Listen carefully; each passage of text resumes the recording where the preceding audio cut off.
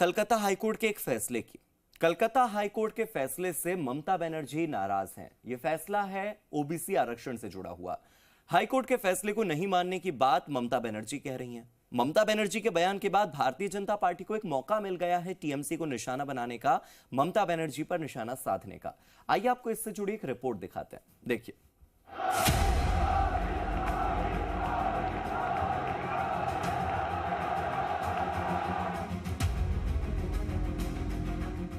चौबीस के सियासी संग्राम में शायद ही कोई ऐसा चुनाव प्रचार हो जिसमें ओबीसी के नाम पर मुस्लिम आरक्षण की तान सुनाई नहीं दे रही है। बीजेपी ने मुस्लिम आरक्षण की तान क्या छेड़ी, देश का सियासी माहौल एकदम गर्म हो गया। सियासी संग्राम ऐसे मचा हुआ है कि सत्ता पक्ष और विपक्ष एक दूसरे के निशाने पर हैं। अब पश्चिम बंगाल में मुस्लिम आरक्षण को लेकर कोलकाता हाईकोर्ट के एक फैसले ने ममता बनर्जी को बड़ा झटका दे दिया। चुनावी माहौल में आरक्षण पर पहले से ही सियासत गर्म थी।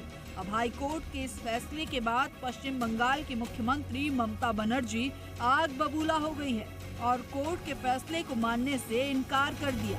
पश्चिम बंगाल के मुख्यमंत्री ममता बनर्जी की कोर्ट का फैसला मानने से इनकार करने पर राजस्थान बीजेपी के उपाध्यक्ष और पूर्व मंत्री प्रभुलाल सैनी ने कड़ी निंदा की।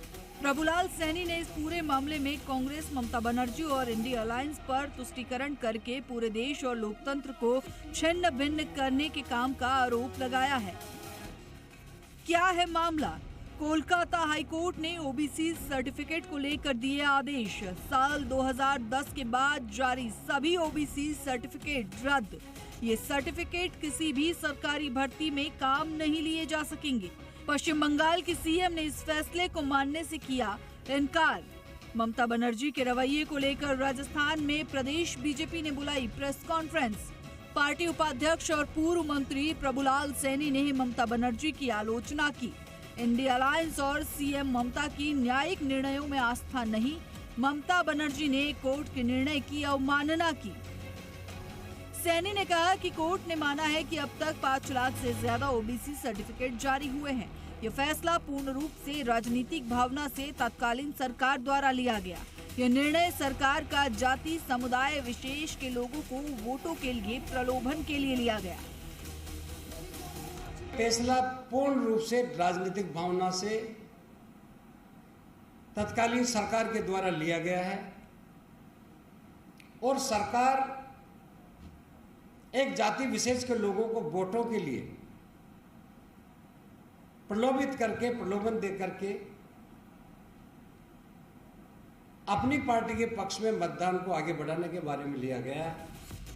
सैनी ने ममता सरकार और कांग्रेस पर कटाक्ष करते हुए कहा कि इससे कल्पना की जा सकती है कि कितनी पारदर्शी सरकार है। यह लोकतंत्र में विश्वास करने लायक है। वहीं दूसरी ओर भाजपा सरकार, जहां पर सबको विश्वास में लेकर कई प्रकार के निर्णय होते हैं। इसके साथ ही पूर्व मंत्री प्रभुलाल सैनी ने सीएम भजनलाल की जमकर तारीफ की। विष्णु शर्मा, जी मीडिया, जयपुर।